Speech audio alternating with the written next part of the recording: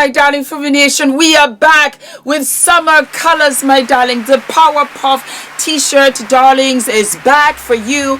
We have the pink and the yellow. You asked, my darling, and I said, why not? Available for you now. A lot of them have already sold out. A lot of you really love the colors. Don't worry, I'll bring it back. But I just live and love. I am wearing the pink, as you can see, the most gorgeous ever. And we have what is delayed, not denied in the back of them. We still got the white ones for those of you that still want them. What is delayed is not denied. We also have the powder blue. The powder blue was such a success. We still have some more for you, my darlings. So the pink and the yellow are the colors for summer 2026. And of course, for my dark girlies, we have what is delayed, not denied, the black. Our tote bags, which of course you can put into the pocket, and it's compact for shopping, for going to the gym. We also have the white, tangerine orange, as well as the powder blue, which, darlings, are absolutely fabulous,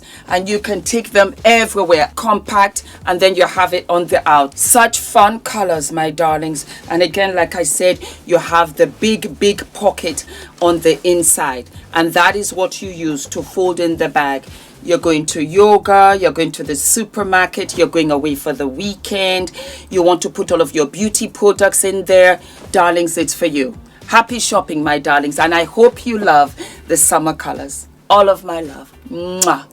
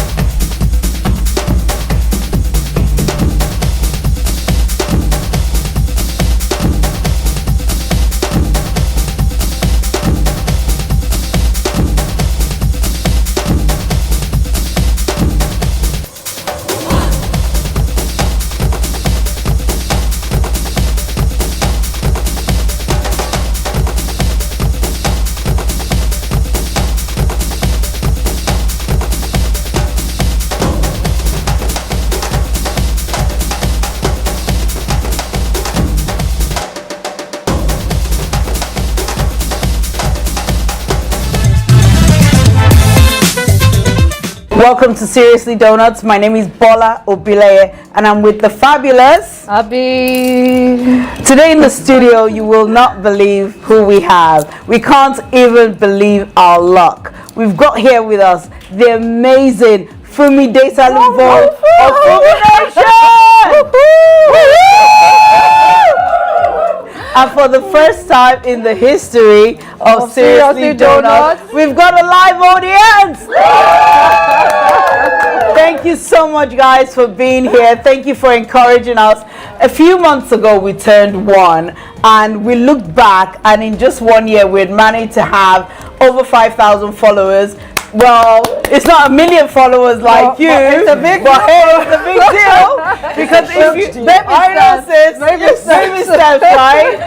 So we've got you in the house. We can't believe our luck. First of all, Miss Fumi Desalu-Vold, I want to say thank you so much for accepting to be here. It's such a huge thing for us. I know. And we're so grateful that you accepted. Thank you so very much. It's an absolute honor, and I've been waiting for you to invite me. Yes. I enjoy your podcast. Seriously Donuts. Yes. Fantastic. I think that you're doing a wonderful job, and I am so excited to be here to see the Seriously Donut fans. I think a lot of them are more like Fumi Nation fans. Yeah. Something like We're coming for Fumi Nation. Well, we got you guys here today, so thank you. Can I take a picture? Although I came because I follow Fumi. But thank you once again. When you accepted, you were so gracious. You were very intentional about this, because I know what you said before when you said, I'll come. And then I said, Harrow. And you're like, huh? I thought you were talking Central, baby. Yes. It's only because I'm lazy. You know, I like to stay around, you know, but then I said to myself, Fumi, you know what, you gotta go. It doesn't matter. The mere fact that I was coming to be with you, to sit with you, has been a long time coming. I really, truly wanted to do it. So I said, okay, Fumi, just clear your schedule and come. And that's it. And it's been wonderful. Wonderful to meet all of you and to see Fumi Nation, as well as our beautiful, seriously donut girlies, and to be amongst fashion, of which I love. It's a wonderful time to celebrate womanhood. Absolutely. At some point, we're going to ask the founder of House of Street to come through. The reason we're actually going to have a round table with more of us, but our amazing Powell said that it will make it too wide, and that way there would not be enough focus. So we're going to break it down, because I really wanted her in the conversation as well. So we're going to start off with you first. First of all, you're an accomplished social media star. Before you even became a social media star, you were already a big name, a supermodel. You won West African Model. I want you to take us back to when you won that, what it meant to you, and what it meant when your African parents made you go back to study. They didn't know. They didn't know I went for the competition. Oh my God. They had no idea. I had no intention of winning. This is what happened. I wanted a car. The competition came up, and it was huge. In those days, it was ahead of our time. We had never had anything like it. Wow. It was supermodel for West Africa. It was supermodel for Africa, because there were tiers to it. And I just saw, my eyes bulged out of my head. The third prize was a car. So I said, this is very good news. So I went in to compete. The girls were beautiful. They came from all over. Wow. I didn't think anything of it. I did not think I would win. I bought a dress in Balogo Market. I sewed chiffon at the bottom of it. I had a swimsuit. And that was it. Wow. And I will never forget Yemi Fawaz. It got bigger and bigger as we were competing, because we were about 1,000 girls. So it was in stages, and it was narrowing down. So I was like, this is very good news. This is very My car, you know, this is very good. getting closer I get closer to the car. So, needless to say, you know, we did the walk, and then of course elite models came, because sponsors started. It became such a hype. It became really exciting. So we had Coca-Cola, we had Pepsi, we had Venus de Milo, we had elite models that were giving us a contract, and I was like, oh, you know, all well and good. I just wanted that car, you know, the Peugeot. I wanted the car. Focused. I'm staying focused. So needless to say, you know, they start from the third runner-up to the winner. So I just relaxed, and I thought, for me, that they're about to call me. And then they called another girl. Oh my. And it was Buki. And you would never believe it. I said, Buki, can we exchange places? I said, let me go third. You understand me? Then she said, but suppose I don't win anything. I said, oh yes, I suppose. I said, okay. I said, you go ahead. And I was so sad that I had already taken off my earrings, you know. And then they said the winner was Fumi. And if you see the pictures, I was like this. And they were like, this is a very miserable winner. She doesn't look excited at all, you know. And I really was, because I did not know how big it was going to be. And so, you know, further down, they did offer me the car. We went to church the following Sunday, and all of your uncles and aunties, they said, congratulations, Oga. Oga, congratulations. So my father was like, what's wrong with them? You know, what is wrong with them? And I didn't say anything. I was like, I knew I'm going to be in trouble. You know, and I was with all of the papers, and my father said, did you do this? I said, yes. He said, did you win? I said, unfortunately, yes, I did. You know, unfortunately, yes, unfortunately, I won. And you know, they were very happy for me, but he was like, you know, you have to have your education, you have to go to university, whatever. But I was the first. and it has followed me my entire life. When I came to London, that I went to university, and I realized that that's destiny for all of us. I was a business administration student, and there was the head of the fashion department, Mr. French, and he said, I need you. They used me to model, and Yuki Yamamoto was there for whatever reason, and that's how I just continued. I always modeled for pocket money. It was just something that they would say, you come, you this, you that, you know. And so it just followed me my whole life. Star girl power. Just think that it's just something they just thought, you can do this, you understand me? And so I did. My passion was acting. It really wasn't modeling, but it was always there.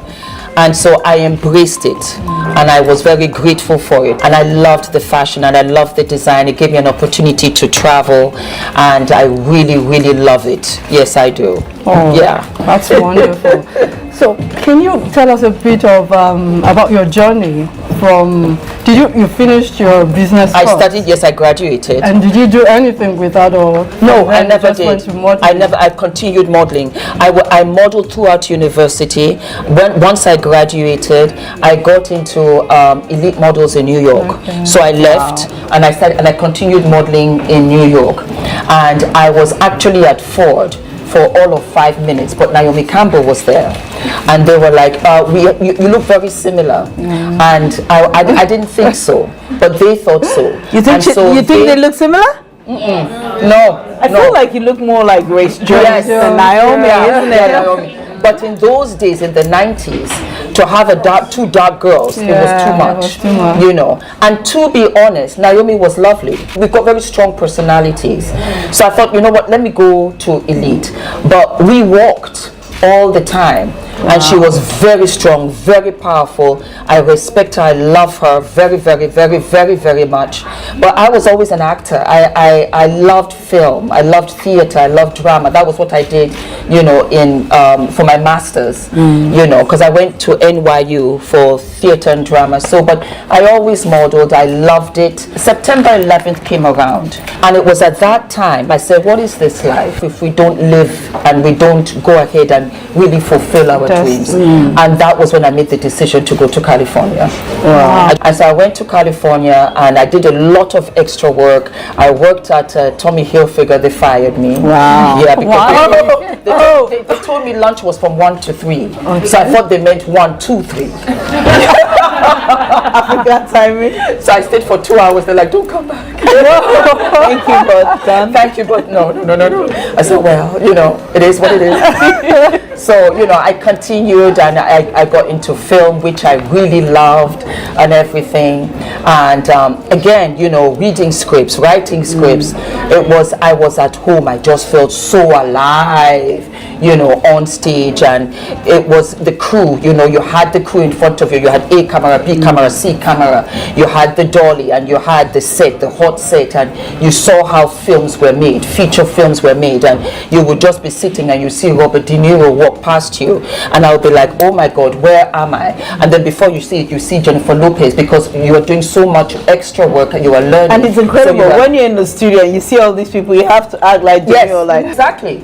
And you would see, I've forgotten his name. He flirted with all the girls, and he would come, and he'll be like, what's your name? He said, beautiful legs. Oh. Then he would go over somewhere else, and we'll be like, we need you on set. And it was wonderful, because the talent that they had was phenomenal. He would be stone cold drunk, but he knew his lines. Wow. And you would see him switch on and switch off. And it was the professionalism of them. Their persona was bigger than themselves. And that I did not know was all the learning platform that I use for my YouTube channel. I knew where to focus on the lights. I knew the Apple dock. I knew that, you know what, step and repeat. You could master the lines. The lines were there for you to get into character. Once you got into character, you went free will. And sometimes that was exactly what the producer director wanted. Yeah. So I lived my life, loved my life, and I turned 39, and I said to myself, again, what is this life? I'm the married, children, oh my God, you know. And I went into my home and I just cleared out everything, and I said to myself, Fumi, you just might not get married, you just might not have children. Your life has to count for everything. Everything must not pass you. You continue living your life to the fullest. Be smiling, be happy, be this, be that. And I met my husband at a party, and he was at the door, and he asked me, do you want to drink? And I was like, oh no, I don't drink. I barely looked at him because I wanted to get into the party, you know.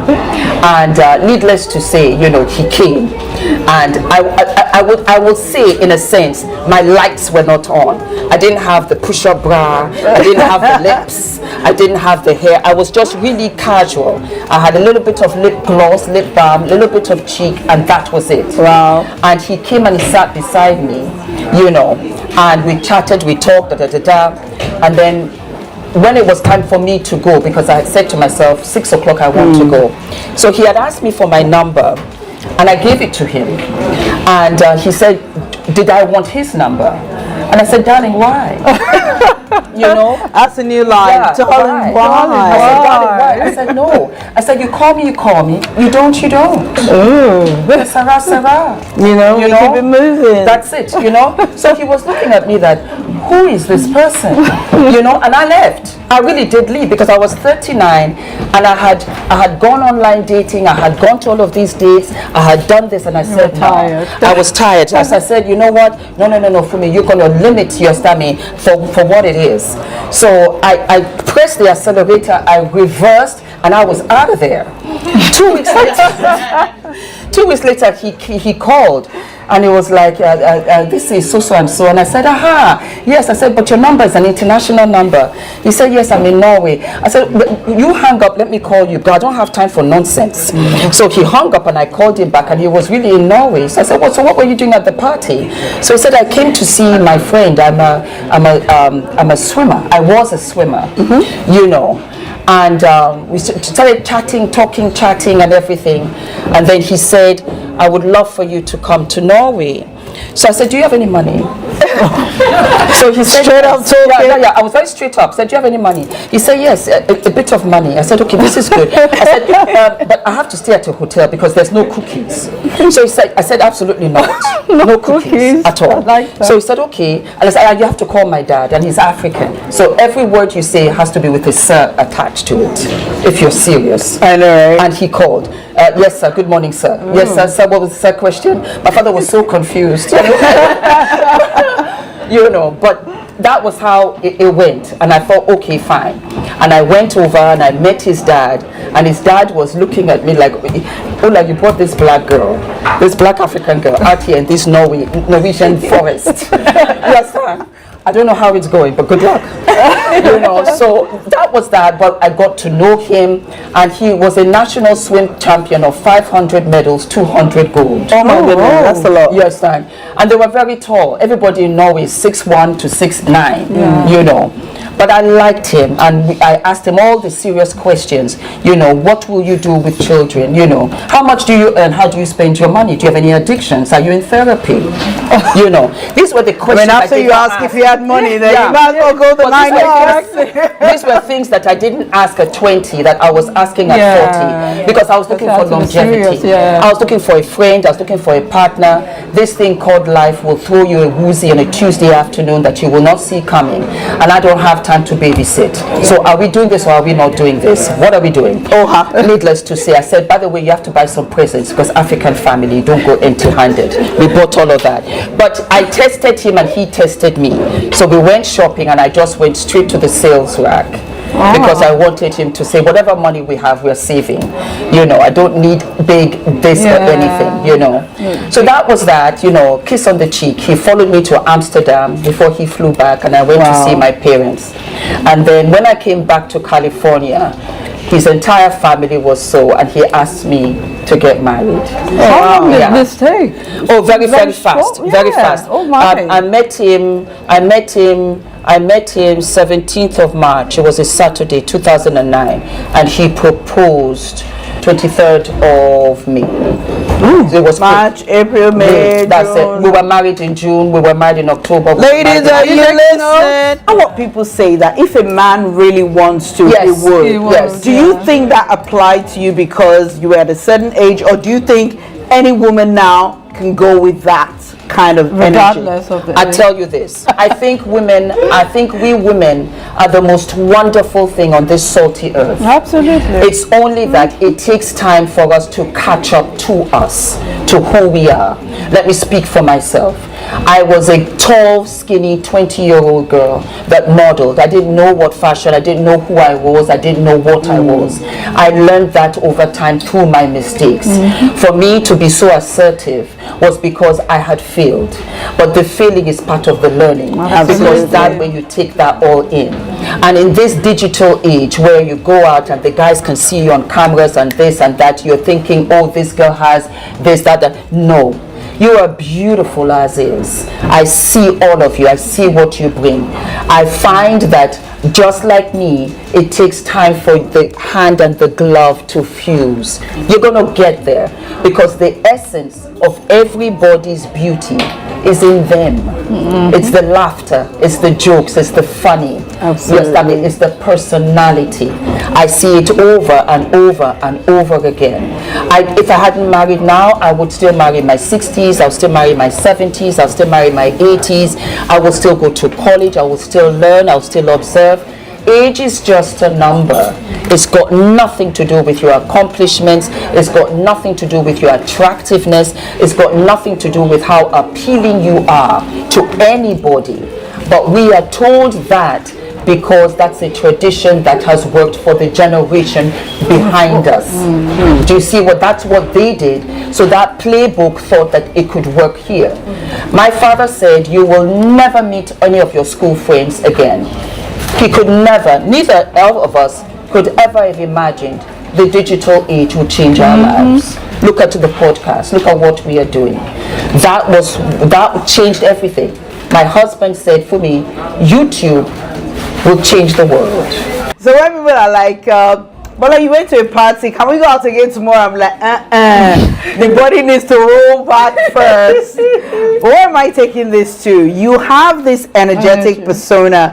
I saw the last Fumination. Who saw the last Fumination? The way she even danced into the room. My God. I'm like, was it the Michael Jackson dance? I know, it was like the song was there. You were like, it will take me like 3 business days to roll back. So where is this energy from? How do you keep going? If me at 52, I'm like, people are calling me, I'm like, call me tomorrow when I recover. Yeah, I had no choice. I had my son at 49. Wow. We had when Ula and I got married, which was quick and fast. I knew that, you know what, for me, come and have your children. And Adrian didn't come like so. And so we did 9 rounds of IVF. We did 9 rounds of, the body took a toll.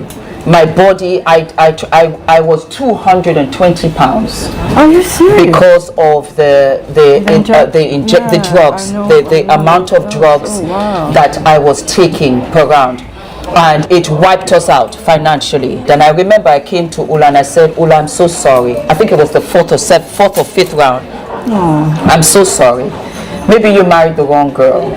And he said, never that. He said, for me, we have a child or we don't have a child. For me, it's okay. I couldn't not try. So Ula is your husband? Ula's my husband. Yeah. He does information and technology. Okay. He's very intelligent, very intelligent, very quiet. He's the opposite of me. And he went to Denmark and he came back and he said, Fumi, YouTube is going to be the new TV. He said, I promise you, because I was working at House of Freezer and I was the manager for Yves Saint Laurent. So the girls. Oh, I love how you said that. Say it again. The next time I wear my white sock shoes, I'm going to say, let's do it. And so the girls would come in and I would do their makeup. They were from Gambia, they were from Nigeria, they were from Cote d'Ivoire, they were from so many different countries, different textures, different complexions, and they had issues with their boyfriends or this or work. And so it became a thing where they would say, oh, can I come back later and talk to you? And I said, okay, come back at 6 o'clock because the foot traffic was flat, and we'll sit and we'll chat. Oh, wow. And I saw it was therapy for me because it was an escape for me. It was a lot. Yeah. So I just poured into them. I didn't know my husband was observing because he would come and wait and we would walk home together.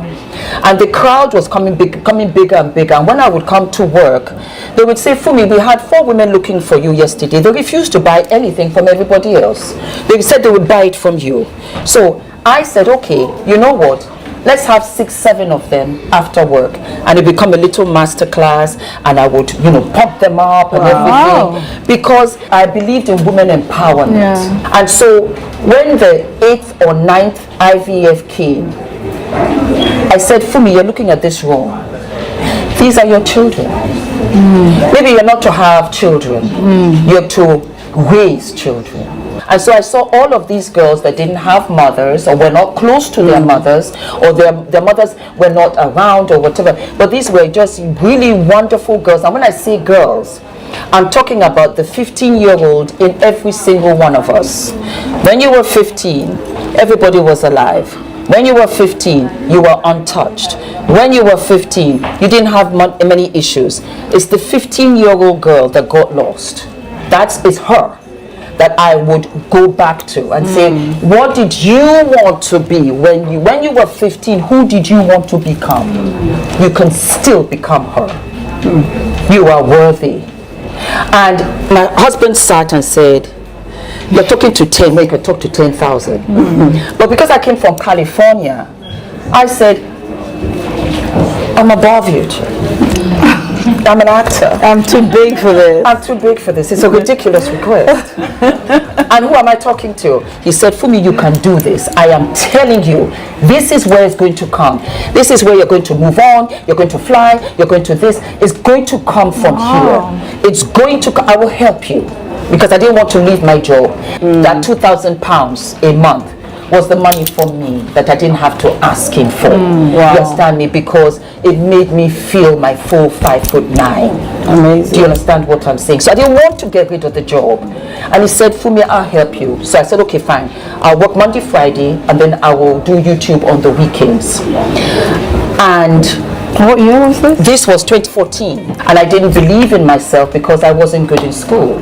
So where people were, doing their masters and they were doing medicine and they were doing sciences, I struggled to pass. And I thought, so these were just my limits. But when I met my husband, and I say this again, reiterate, I married a friend. And so he said, you can be and do anything. But I didn't know I could because nobody had told me where I really believed. I just thought I'll be a helper. And so I saw myself in all of these girls. And I was like, baby girl, you absolutely can. You're better than me. Our time, we didn't even have this. Do you see what I'm saying? So it grew very fast. 10,000 in about weeks. In weeks, it was just moving on. I was working every day to, just to keep my mind going.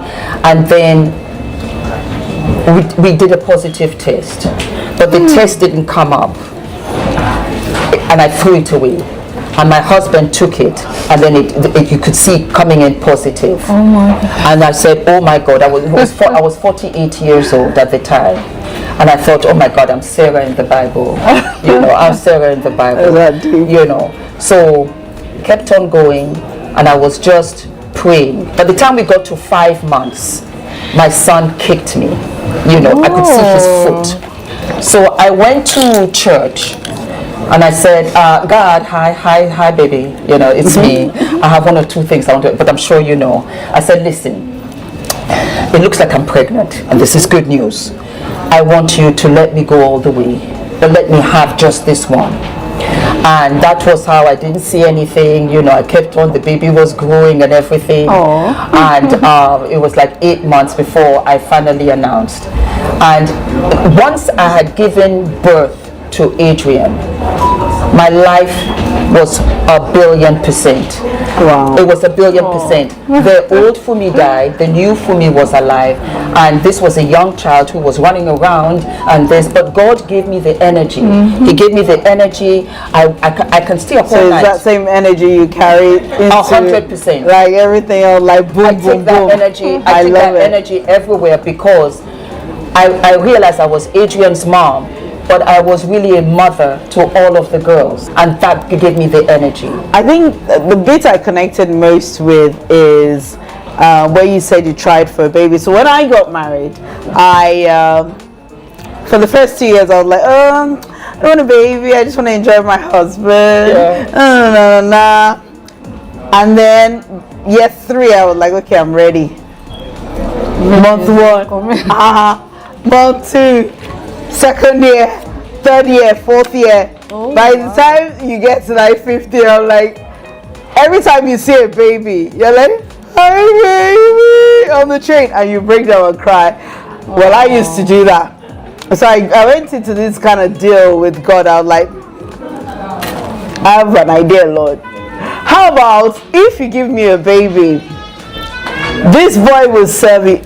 I'm telling you, don't go and sell these things because there will be payday and you have to show up. And I said that, God, I will make sure that this boy is brought up in your way and you can use him. But you know what, as my son grew older, my son is the one that you hear just playing. You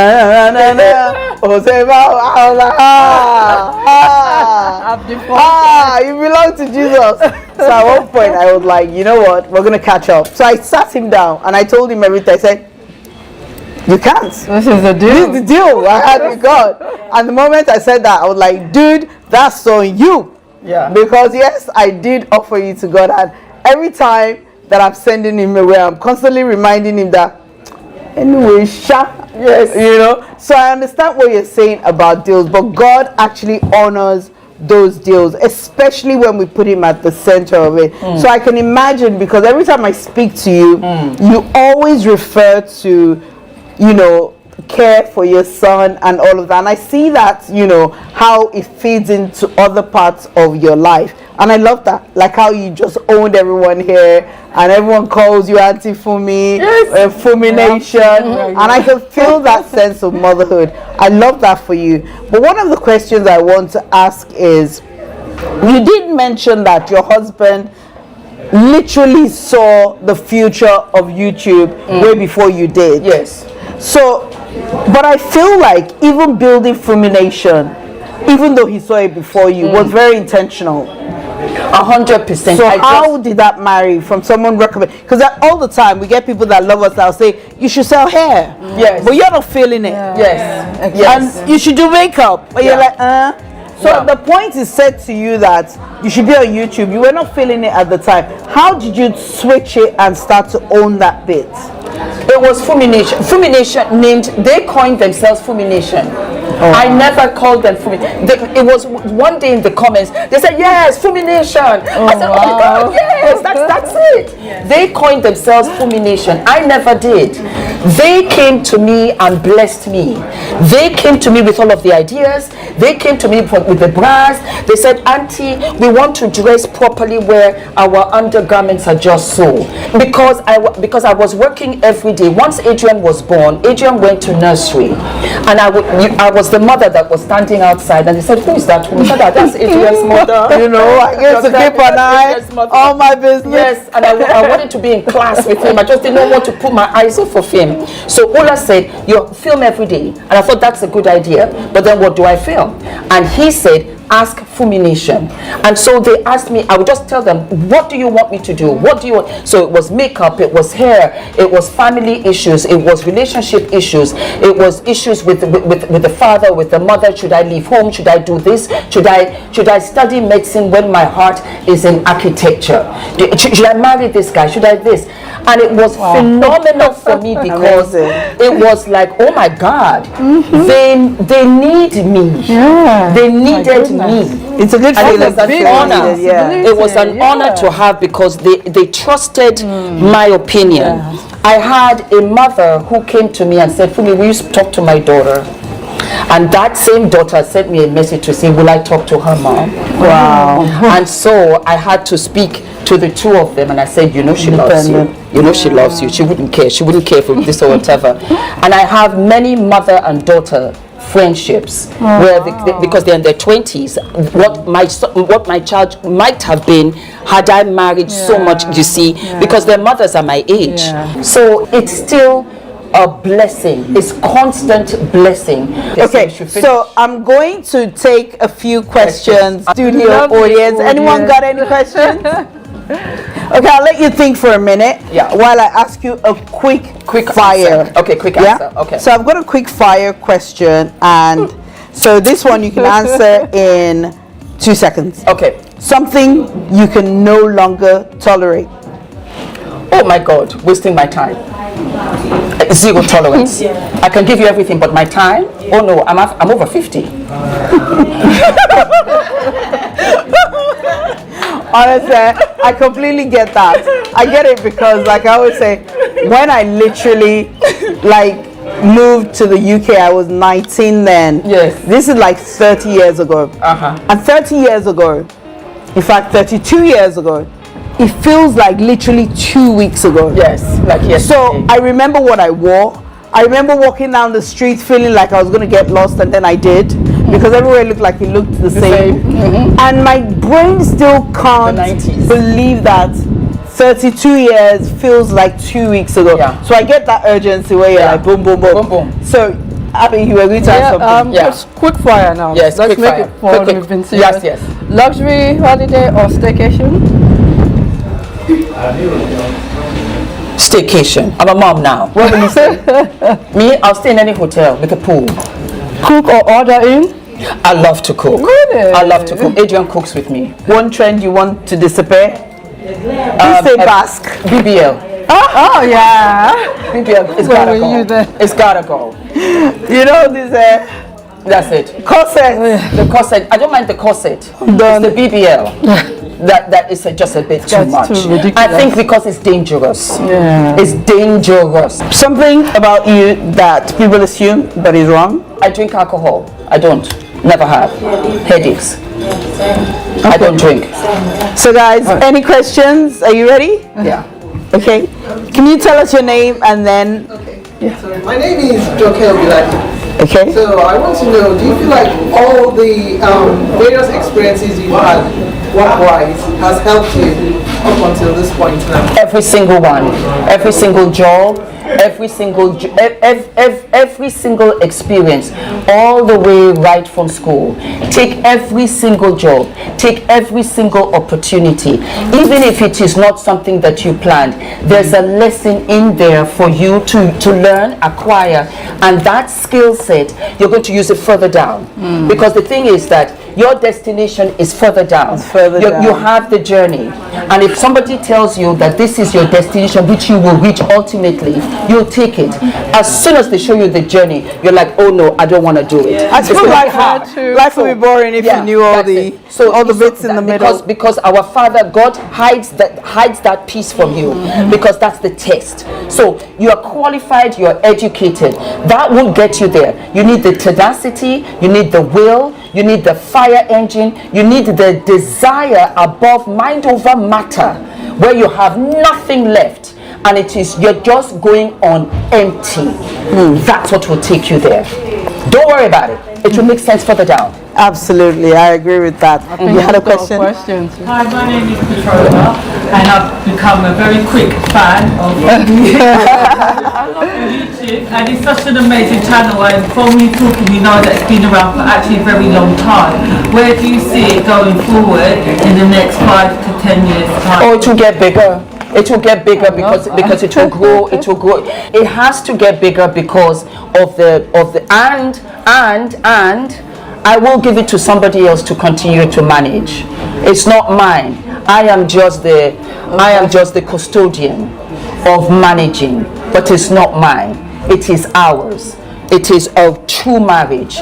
Without the followers, without the supporters, you would never have you appointed me, hence the growth. The power was in you.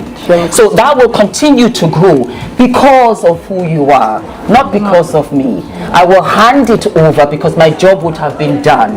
And that was an assignment that I did not set up, but was appointed to me. So I send it off. So all the gifts, all the opportunities, all what my platform can do for you is always yours. You built it with me. Amazing, I love that. Okay, so I've got one question, and one of the nicest things I think people have ever said to me, because I play around on social media as well, but one of the nicest things I think people have said to me all the time is that I look exactly the same as I do online as I do offline. Yeah. I think that's the biggest compliment, Yeah. because sometimes I meet people and they have this look and I hear the voice and I'm like, I've heard that voice before, but they look completely different. And I'm like, who are you? And they then say, and I'm like, really? Take two? What is the weirdest thing someone has said to you in your DM or in real life that has to do with your social media persona, appearance, and all of that, that's really got you laughing or angry or happy? The very first Fumination that I made, I forgot. I don't know. She goes, Fumi. I said, who are you? Yes, I was so thrown off. She just kept Fumi. So I was like, Yes. Stop. I said, stop. I was at Stratford Mall. I will never ever forget. I think I had about 10,000 followers, but I had not met anybody, and I did not translate. I did not translate them as human. I don't know why. And so she came to me. And I said, danger. Stop right there. I said, what? And she was like, are you not Fumi? I said, yes. And you are? And she said, I want you. I said, oh, sorry. And everything. I was like, so then she asked for, so you want a picture with me? She said, yes. I said, okay. Like, not that deep. Yes, it was not that deep, but I was so thrown off. I was so thrown off that now I'm better now. And my parents look at me and they're like, Fumi, you're very weird. You don't know these people and you talk as if to say you saw them last week. I said, yeah, because they watched the episode last week. So they're like, Fumi, that episode last week, by the way, do you know? I said, yes, girl, what do you think? You know, and they're like, but you don't know? I said, no, we know each other. I said, we know each other. They got me. So I don't need security. Fumi is here. I saw them in Dubai. I saw them in Norway. I see them at the airport. At the airport, they're at the customs. They're like, you can go through. I said, girl, when I tell you get upgraded up. People are like, 100%. I get upgraded. Guys, when are you opening a YouTube channel? Oh yeah, because they're flight attendants, they're bus drivers, they're doctors, they're pilots, so they're everywhere, they're students, they're grandchildren, they're grandparents, they're Fumination that have named their children Adrian. Do you see what I'm saying? Yeah. I have gone to their weddings, I have gone to their parties, I have met their parents. That was when I sat down and I was extremely humbled, and I started to cry because I said, God, I don't think I can. I think it's too much. I don't think I can do it. I wonder how like all these like celeb.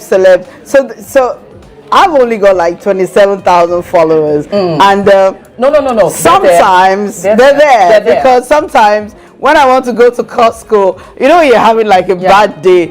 You just want to even wear your house coat out. That's all like. Right. I follow you. So now I have it disguised. I put like a scarf on, like. Yeah. And this is my hair. I can't even have road rage. You know, if someone drives past you, I'm like, yeah, but they will catch you next and be like, oh, that hair. Yeah. So I completely get you. It's totally amazing. But it's been wonderful having you on our set. Ladies and gentlemen, a round of applause for the amazing Fumi Desalu-Vold. So I kind of like want you guys in the picture. Powell, how can I do this? Because some of you, please come in. Yes, please, come in. All of you I'm sure come. Powell will be like, oh boy. I'm going to Come and sit with us. And the amazing Glenborough, come through. This is your seat right here. Where's Esther? She should actually be in the... Anyone else want to join our videos? Ladies and gentlemen, we've got Fumination. Adrian E. Jones, come join us. Farrell, Thank you can you do so a picture and then video us, please? Everyone say cheese. Cheese. Say Fumination. Fumination. Say House Street. House Street. Say seriously donuts. Number one, seriously donuts. Say seriously donuts. Seriously donuts. My name is ENITAN, hair coach. I am UK's first ever hair coach and a trichologist. We are a team of trichologists and hair coaches here in W6 London, and we help those who are desperate and have tried and everything else has failed. We look after those who have chronic scalp concerns, flaky, itchy scalp that's been going on for many years. We help those that have hair loss that has progressed instead of improved, and we help those that just generally want to have a better understanding of better quality hair, length, volume, and reduce that dryness. Visit us by clicking